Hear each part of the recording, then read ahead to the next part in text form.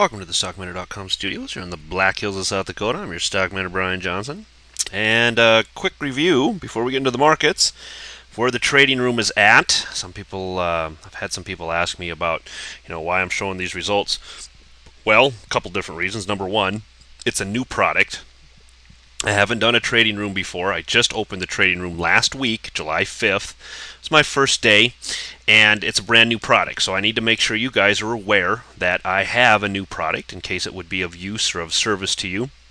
And number two, it's a performance-based product. You guys need to know what my performance is, or else are you really going to, is it really worth your time? Is it worth your money? I wouldn't want to drop, $299 only to find out it's some kook, calling out trades after they had been performed or whatever. I'd want to know what was, entailed in the whole thing. So anyway, it is a performance-based product, so here's my performance. You guys can at least see what's going on.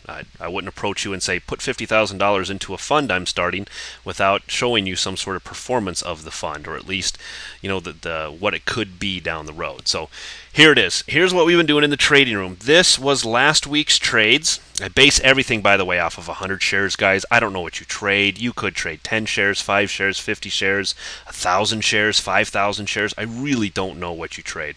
So I just start with 100 shares on everything. I think that's fair. Even in Apple, it's only $35,000 on margin. You really only need a $10,000 trading account.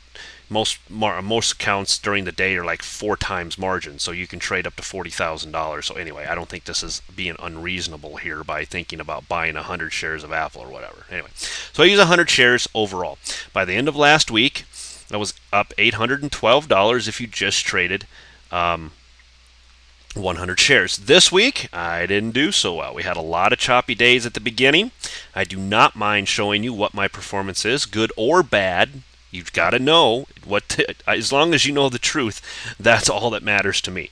So this week, not so good. We had a very, very rough start to the week. As you can see, with the choppiness in the markets, it caused a lot of problems in my trading, and instead of holding and hoping for the best, that ain't how I play my game. So I'm very adamant about, when do you get in and when do you get out? Where do stops go? Those type of things, and the guys in the room, especially my students, hold me accountable for that. So it's good. I love that. So by the time we were done with the this week's trading, we were up $154 in our stock trades if you just did 100 shares on everything. Now, I traded Goog. I went short Goog at the open, as you can see here today, after that big gap up that it had, and I ran it down for about $10 and took profits there. Most people are not going to be able to trade 100 shares of Google, so I only went with 50. I think that's fair. Once again, staying in line with that $30,000 max type thing, right around that area for a margin. So 100 shares in Google, I think 50 shares is more indicative of what most people might trade or would be able to trade. Anyway, point being, some of these I'm still in, but overall, this one right here, I only finished up 154 for the week. Still positive, and a 2-week total of about $950 or so, minus whatever your commissions might be to get in and out. For me, it's only on 100 shares. It's $1 in, $1 out. That's through Interactive Brokers. So figure $2 on every trade you see here for commissions round trip. You can see it's still well over probably $900 here by the time it's done. On the futures, we do a lot of futures trading as well. That is not difficult to do once you're taught how to do it. I'd be more than happy to show you. Once again, sign up for the trading room. I'll show you how to futures trade. I thought it was like $5,000-$6,000 to open a futures account, but if you use MB Trading, that's Mary Bertha MB Trading, you can get in. Apparently, I just found this out today. You can get into a trading account for $2,000, and you can trade the futures on $2,000 to start. So I think that's brilliant in my book. I can't believe they're doing that, but it's good for them. So I'm very happy that they're doing that for people. In Interactive Brokers, you have to have like 5,000 or 6,000 in your account to trade even one contract. But you can do one contract, and that's all I base my trading off of here. I don't know how many contracts you trade. Some of you might trade 2 or 5 or 10 or whatever. I don't care. But I'm only basing it off of one, which is what most people can afford to do, and that would be obviously like $2,000 in an account. It's pretty good. Anyway, last week we finished $1,125 up for the week, minus your commissions, whatever those might be. One I have not finished yet is this YM short. I've been short the YM since 12,685 is my cost average in that trade. So I just put it in as a zero for the time being until I get out. So anyway, last week was $1,125 we pulled out of the market. And this week, of course, we had like a billion more trades in the ES. I'm in and out and in and out. I'm in quite a bit. Got to be quick. You got to be quick. So you get used to it. It's not really that big of a deal. But anyway, by the time we were all said and done, we were up 23.6250 minus whatever your commissions would be. My commissions would have been about $160, so figure $2,200. Now I'm going to tell you this is it's only based on one contract, so it could be more or less for you. And two, this is the potential you could be pulling out of the room. If you don't follow everything I do, if you don't get in when I do, if you don't get out when I do, I don't care. That's fine. Manage it the way you want to manage it. Maybe you make more than I do. Maybe you make less than I do. But I know that this is at least the potential for this last week. This was the potential profit for this last week. If you pull 500 of 600 of that out of the market every week, who cares? It's still not bad. 500 a week is an extra 24,000 a year. That's pretty good trading for letting somebody else kind of tell you what to do, basically, is what it amounts to. But it's not bad. It's a good thing to think about. So don't think it's like everybody made 23.6250. No, not everybody made that. Some people might have made more. Some people might have made less. But I'm saying that this is the potential here. I know for some of you are like, what? There's no way you pulled out $2,300 in 1 week. And you know what? If I wasn't doing it myself, I might be a little bit skeptical myself. But you're more than welcome to come into the room, try it out for a couple of days. If you don't like it, cancel your subscription, and I will refund all of your $299. I'm not going to prorate it, pull any of that junk on you. I'm not built that way.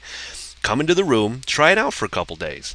If you don't like it, it's not your bag, cancel the subscription, I refund all your money. You're not out anything but a day or two of your time. It's not that big of a deal. Even if you can only trade a few hours a week or a few days a week, not a big deal. Well worth your time. And maybe it's not for you, and if it's not, great, but maybe you know somebody else that's struggling, that isn't doing very well with their trading, and they need a little help. They wouldn't mind somebody holding their hand and helping them through some trades. I'm there to answer questions too. If you're in trades and you want to know what do you think about this? What do you think about this? I pull up those charts and we look at them. It's not like I just talk and you just listen and we're a bunch of robots. I mean, we're in there chatting about stuff, and we have a great community of people, and we don't get stuck on things that we shouldn't be talking about. We stay focused on trading, which I love, so that we're not off topic talking about stuff that we really shouldn't be talking about. We stay very focused. I'm very happy with that. So the community is good. You'll love everybody in the room, and it's worth it for a day or two. Once again, just offering you a product that'll hopefully help you. Let's get back to the markets here and show you that on the Dow, you can see a very well controlled, sustained pullback. Yeah, I know. How nice does that look? I'm going to show you on the SPX how this line runs. It runs the same way on the Dow as it runs on the SPX. So you get to see what it looks like. But we've basically hit a line, broke a line, using it as a support level now. So coming into the weekend so far, I have to be, and after hours we ran up a little bit, got into some overhead resistance. We'll see if that holds by the time Monday morning rolls around. But right now, things looking pretty good. I mean, still looks kind of like a 1, 2, 3. This could all be a 4 before maybe another 5 to the upside. I'm telling you, that bull case is still there, guys. Don't ignore it. Dow daily coming back down into some lower levels as well. Overall for the week, everything down, down. Still have room left. Come back into these moving average and not really break anything. Dow especially still holding very strong up in this area. But you can see the last few days, the selling as the bulls try to push this thing upwards. If they do not get this thing going, they can't make this happen here in the next couple days. I would expect earnings will probably have a big part to do with this. But if they can't get this thing up and into this 12.5, 12.6 area, still could definitely be in for some more selling to the downside here. The bulls need to gain some traction, and they more importantly, they need to hold it. They're not finding it up there. The sellers are coming in and beating them down. NASDAQ was up today. Go figure. Google with the 12% gain. Of course, I bought, probably $300 million worth of calls the night before because that's what I do. I'm teasing. I didn't get into anything. I'm not a big one to hold over earnings. But, it's always fun to listen to everybody talk about how they bought Google calls before the close the night before. I did not do that. I did not do that. I wish I would have. Maybe it would have been worth something. I don't know. Anyway, I did short Google at the open. Does that mean anything? Made a little bit of money on that trade. But the NASDAQ was up today, holding very nicely. Apple as well, strong. What a monster that thing's been. But you can see the NASDAQ still holding very well. And overall, though, this pullback, very, very, very controlled. That's good for the bulls. It's exactly what they're looking for. From a daily, we did come down, test and hold very well that 50-day moving average, and you can see we've run away from it pretty quick. Up above that 2370, 2380 next week, and that is going to be your side of things. Not to really be careful that this isn't that 1, 2, 3, 4, 5 to the upside, and going to be looking at that as an absolute option, because right now still bullish on the trend and still holding a lot of these lower support levels as would be needed for the bulls. So further pushes down back into these moving averages actually will be the place you'll be looking at Monday. Notice how we held the 20-week moving average too extremely well, down 2% on the NASDAQ.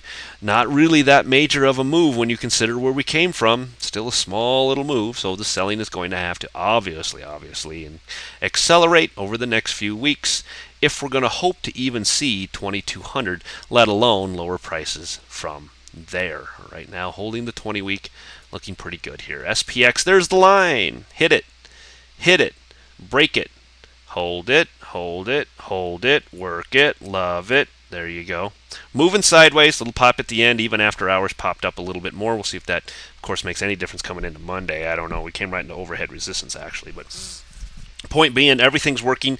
If I'm really more bullish on these type of looks, guys, I gotta be honest. When it breaks something and then holds it like this as support, I always give the advantage to the bulls here. So further pushes to the downside. This 1300 looks extremely tasty, right into the 200. Up above us though, 1320, 1325ish, and above, especially 1330. Ugh, I don't know. Have to be very, very careful of that if you're bearish at all on the markets. That looks like that could be getting into some pretty bullish territory. Right here, we had an opportunity to come down and touch the 20. We did hit the 20, but I'm going to say that really the 20 met us. We didn't meet the 20 met us. Markets moved down very, very slowly, had that break below and close below the 50-day moving average. I always give the bulls a chance to kind of regain ground, just as I give the bears a chance to regain ground. And the bulls were able to do it today. Back up and above the 50-day moving average by the time it was all said and done, holding very nicely to the 20, which is on its way up and pushing the stock up. It's holding it very nicely down here. That'll be your bigger break. Back below this level, and ultimately the 1300, I think, makes for some very good shorting opportunities next week. Atola, if you aren't already short Atola. Closing this week at 19.5. Love to see the VIX up and above 19. If you're bearish, that's exactly where you want it to be. Keep in mind, though, that every time we get up and above for any length of time, the complacency rolls into the market, and we go nowhere afterwards. So let's see if that hope happens into next week. Still wandering sideways overall. Bigger picture, 2250 and 15 are your levels to watch in the VIX. It's pretty much clockwork, really. You get down to the 15-14 mark, you're going to get a spike. It's just kind of money in the bank down there if you guys like to buy the VIX. This is where you want to buy it, 14 or 15, especially in the economy and stuff that we're in. If you can get this thing back into the 14 or 15 area, and you want to buy the VIX or you want to buy the VXX or something like that, there's kind of a... So far, it's just been easy money, really.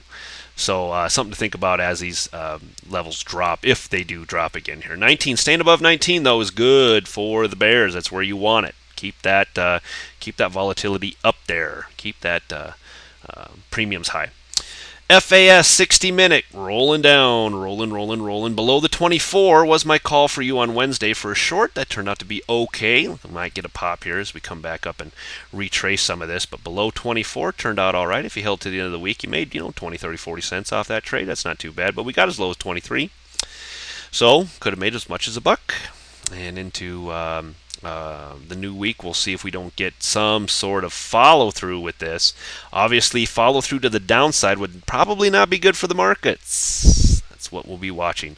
That's why this right here looks like maybe it's a bit extended. If we can get up and over 24.50, it's a good opportunity at a potential long there in FAS for those of you that like to trade it. And from the FAZ standpoint, it was going right to the daily above that 200-day moving average, and that is why. We came up, we stopped, we broke it, we came right back down to it. Now, we did close above it, but overall, you can see the volatility. As we broke that 200, it came to 49 and did not hold. Screamed right back down to hold above it for the week. All right, that'll wrap it up for the market ending video. Guys, really, bull and bear cases, they're there. Okay, really, I think, as it always seems to be, it really depends on what your position is. If you're heavy bearish, guess what? You're going to find the bear side. If you're heavy bullish, guess what? You're going to find the bull side. You're going to find the bull case.